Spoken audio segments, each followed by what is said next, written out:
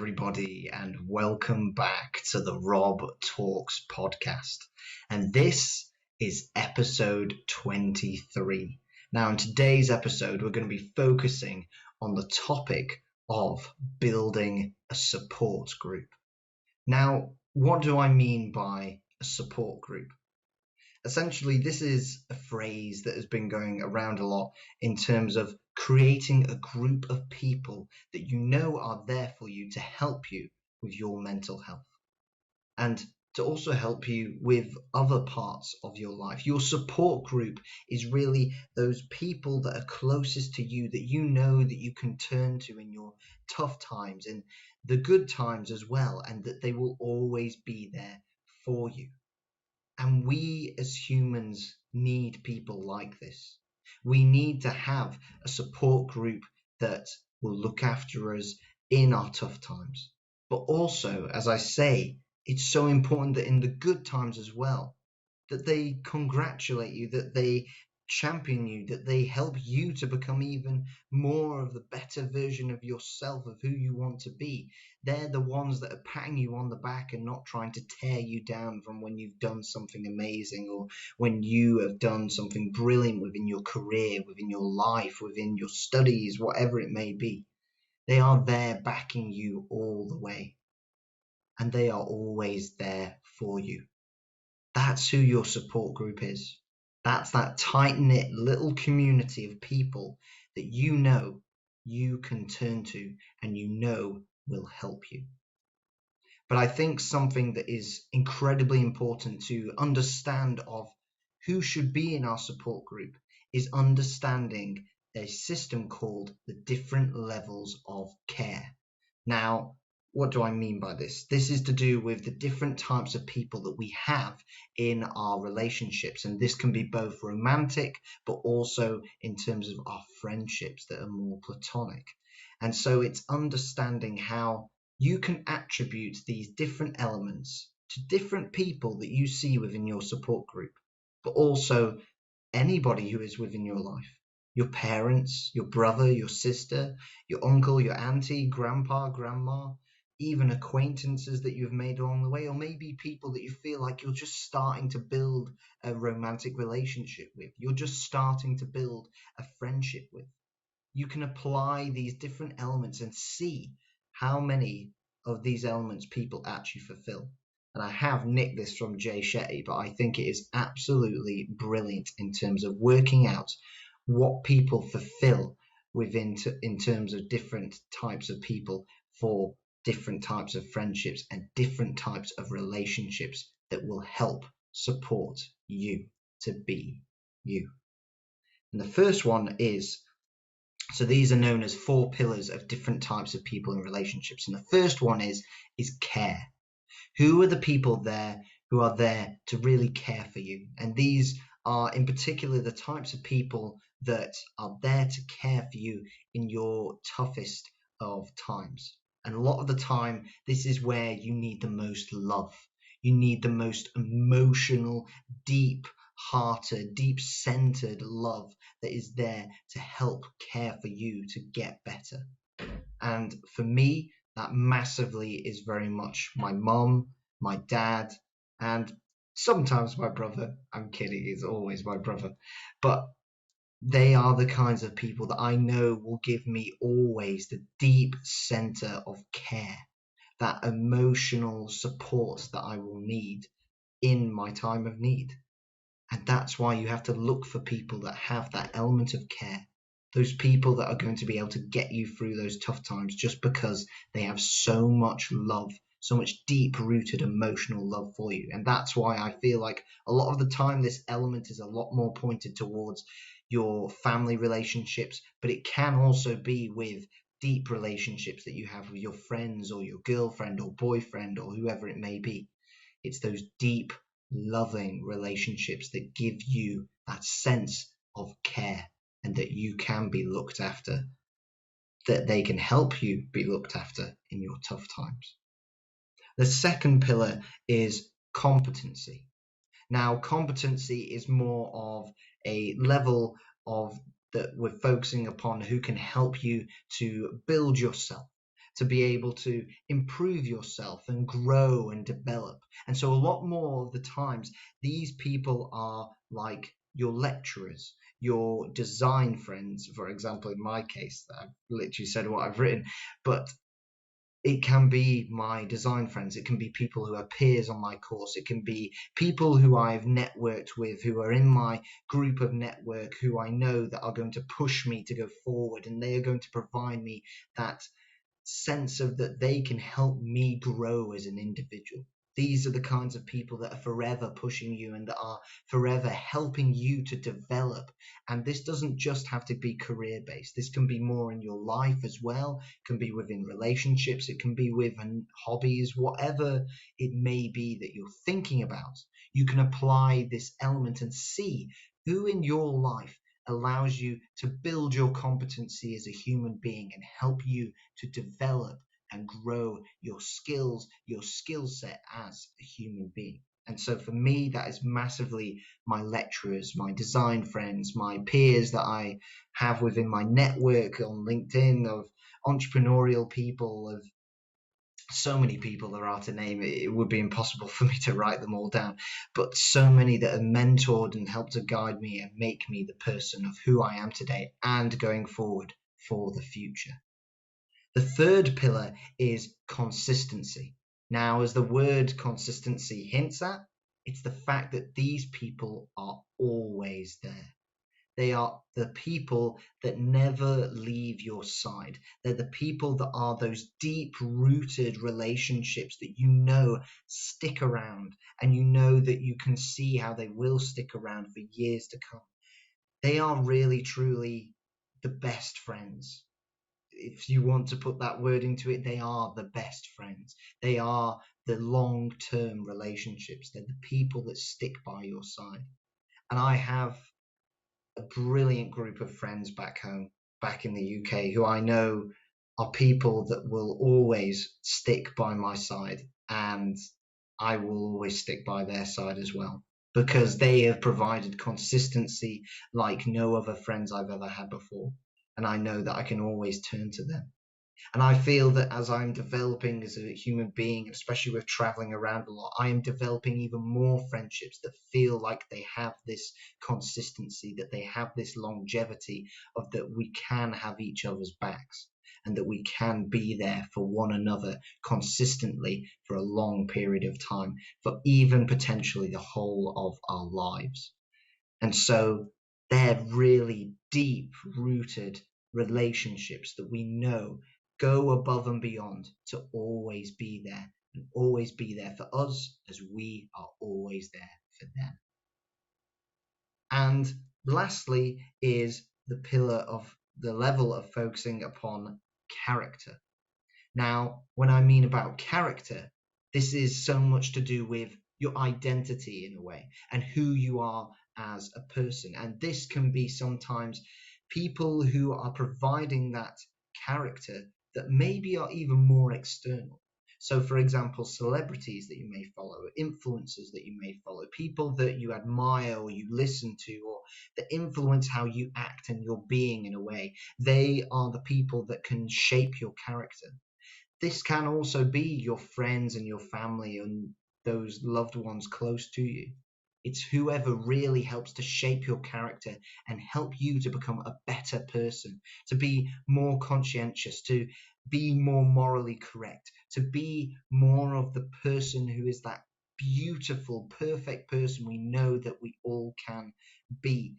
And I use perfect in the wrong tense here, but in terms of who you truly can be, to have a beautiful and brilliant character in life, to be nice to people, to be kind to people, to be morally good, and to be somebody who is happy, somebody who is both happy themselves and brings happiness to others.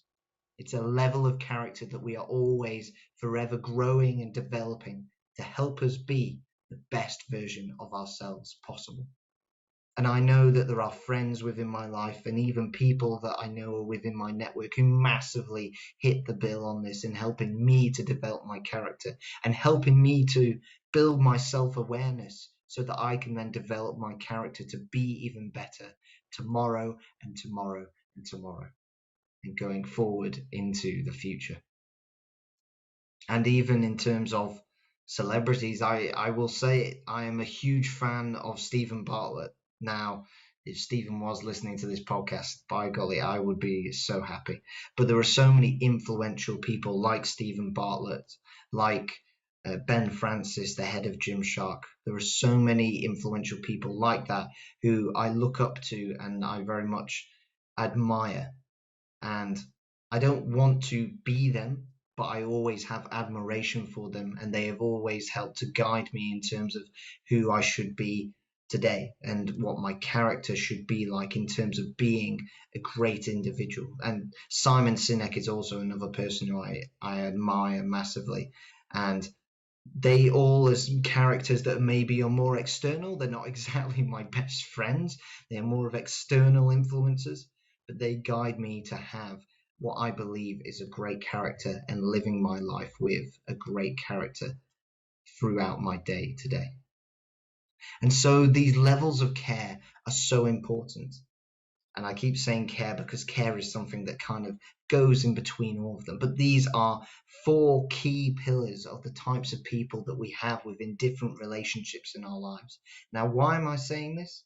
I'm saying this because there isn't anybody who will fulfill all four of them. It is practically impossible for somebody to fulfill all four of them. If somebody fulfills all four of those, you have to let me know. I would love to meet them. But the majority of people that we know fill about two or three of those, or maybe they only just fill one as their particular role in your support group, within your friendship, within your guidance, within your life. But they are the four pillars. And it is just a great exercise to identify who actually fulfills those elements within your relationships. And those key people that are in your lives, your friends, your family, your loved ones, your romantic relationships, what elements do they fulfill within those four pillars? And make sure that from this, then, what you're needing is a balance. That's the key to it. Because if you have too many relationships that lean too much towards just one set element, or maybe just two of the elements out of four, then you're much more likely to see that consequence in your life. You're a lot more likely to see how that will affect you in terms of that if everybody's focused on care and focused on making sure that you're doing great and everything, that's great. You're going to always feel as though you've got people that really want to look after you and emotionally are there for you. But who's the person there that's helping you to build your character? Who's the person there who's helping you to grow, to push yourself, to develop, to be this ultimate more vision you have of yourself in the future? Who are those people that are going to push you there more? And even on the flip side of that, if there are so many people pushing you, is there actually anybody there who is caring about you, who is there consistently day to day, or even every couple of days, whatever it may be you judge as consistently? But who is actually there, who cares and loves you and really supports you in that way? That's why we have to ask these questions. We have to look at these elements and see who actually fulfills that within our relationships. Because if the balance isn't there, then we have to take that consequence or take action. And I think these four pillars of different relationships, of different types of people we have in our relationships, leads nicely into who should be in our support group. Because our support group, I think probably the most obvious answer within all of who should be in our support group is the fact of that your support group doesn't need to be big. So many times we see that people are basing our friendships, our communities, our relationships that we have with others on following counts, on the amount of people that you have met once or twice at a party. You know that at the end of the day, if you just keep doing that and that keeps spiraling, you lose the consistency, you lose the care. To be honest, you probably lose a lot of all of those elements that you should be having from your relationships. And so we have to look to How can we have a group that is the size that we want it to be?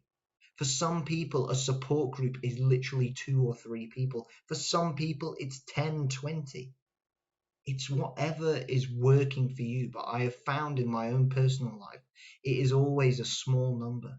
Because when it's a small number, but with friends that fit different elements within those different types of people that fit to the different pillars needed for relationships, it helps you as an individual massively in terms of looking after your physical health, your mental health, your growth, your development as an individual.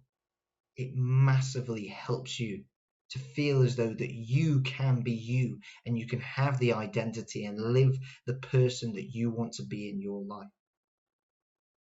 I also think that your support group shouldn't have people within it that you feel as though contradict to what should be there.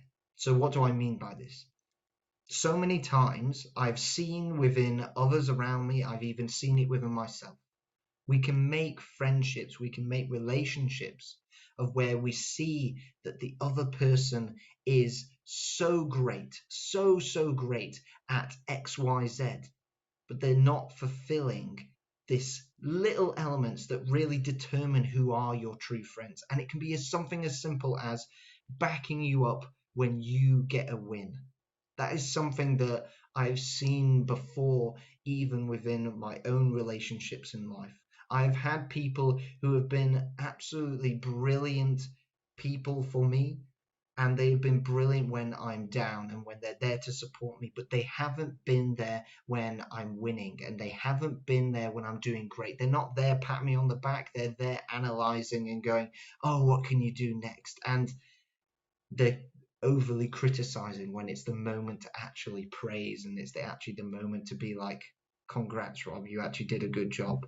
It can be something as simple as that, that if you have so many people who are doing the exact same thing as that, and you don't have anybody supporting you, then all of a sudden you've lost that consistency. You've lost that care side. Yes, you've got the character development, you've got the people pushing you, but you've not actually got the people who are going, you've just done an amazing job, Rob. Congratulations, well done. And so it's so much of the people that should be in our support group are there because it's called a support group. They're there to support you. It's a bit like, now people can take this in many different ways, but I always see it as a bit like one of the things that you say is part of a marriage that I think does apply to other relationships as well. Maybe not to the extremes that it says in marriage, but I feel like there is an element to it of that in marriage it is till death do us part. It is through everything, in sickness and in health. And I feel like the truest of friends, the truest of people in your support group are the ones that get you through both. They get you through both. Too many times we concentrate on who gets us through the tough times and not on the good times. But also sometimes we have too many relationships that focus so much on the good times and having a good time and being like, this is great, that when it's the tough times, you have no one there to support you or care for you. That's why I believe to create a brilliant support group around us, you have to make sure that people fulfill these elements, and they don't have to fulfill all of them, but they need to fulfill these 4 pillars of the types of people that we have in relationships. And if they do that, that will help you massively, and they will help you get through the great times and the tough times as well. And I think also there are elements within these relationships of just little things that we can think about sometimes. And I've even had from my own experience of building relationships and having my friends around me and my family and everything and everybody, that another element is the fact of knowing what to do, and in particular, listening. Because so many times When it's the great times, we know exactly what to do when it's the great times. It's congratulations, it's well done, it's the pat on the back, it's the going out clubbing, it's the going out celebrating, it's whatever you want it to be. Knowing what to do in the positive times is so much easier than knowing what to do in the tough times. And that's why so much of what you need to know what to do in the tough times is sometimes just be there. We overthink so much as a friend, as a lover, as a brother, a sister, whoever you may be to X person you're thinking about. Too many times we're there like, what's the solution? What's the answer? And I do this loads. I know I do. And it's something that we have to fix. Because a lot of the time, all that people want is just you to be there, for you to care, for you to be there consistently, and for you to be there for them. To most importantly, listen. I remember when I was going through my treatment after having my operation for the cancer that I had in 2019. I remember I was struggling with my mental health, and one of my friends, who I won't name, didn't know what to do. Understandably, because none of us had ever been through anything like this before. As a friendship group, as friends and everything, none of us had ever been through anything like this. And they were asking of, what do you want me to do? What do I do as a friend? And the thing that I just wanted, and the thing that my friends and those around me at the time did so brilliantly, was just be there. Was just be there to listen. Because sometimes the one thing that you don't want is loads of people chucking answers at you and telling you exactly what's going to happen or what to do or yada, yada, yada, and just throwing a load of, in the case of treatments, a lot of the time it's a load of medical knowledge or a load of, oh, if you just changed your breathing technique, you tried meditating at this time of the day, blah, blah, blah, that this will help you massively. Sometimes you just need somebody to listen. And I think that's why when we are the people within the support group, or even when we are the person who is being supported, we have to think about that consciously.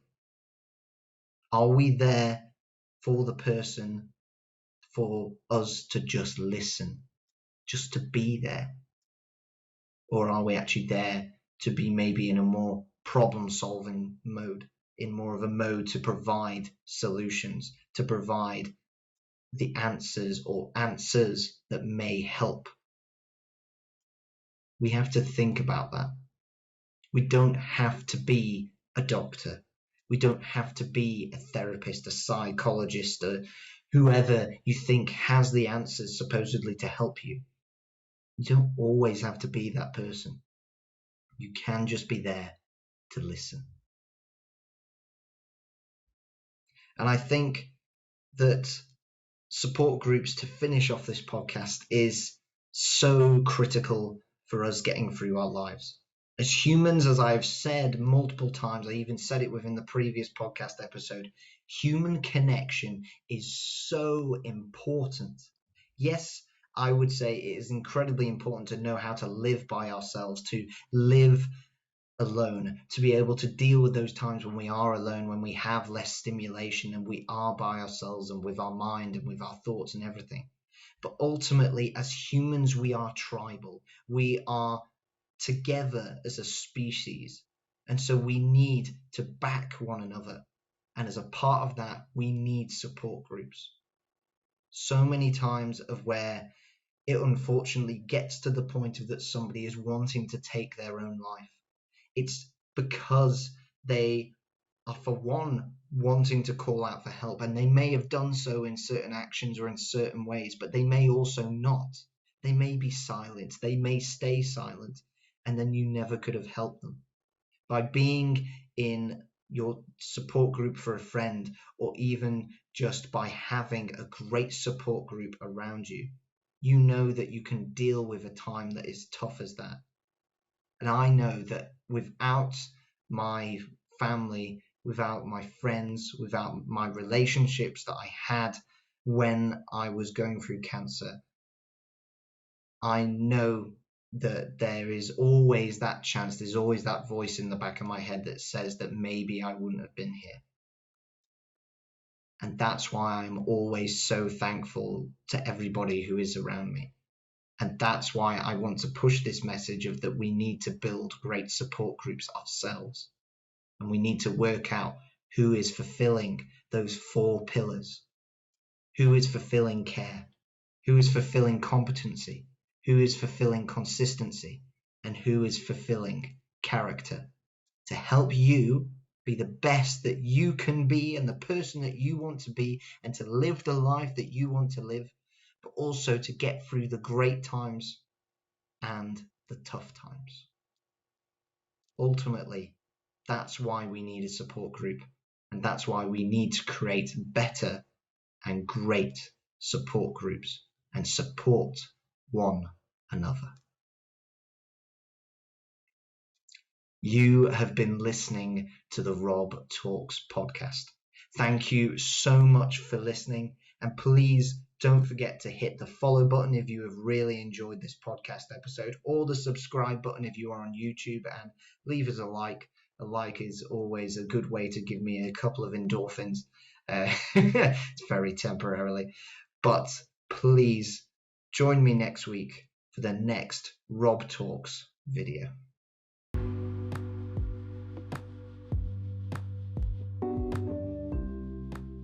You have just been listening to the Rob Talks podcast.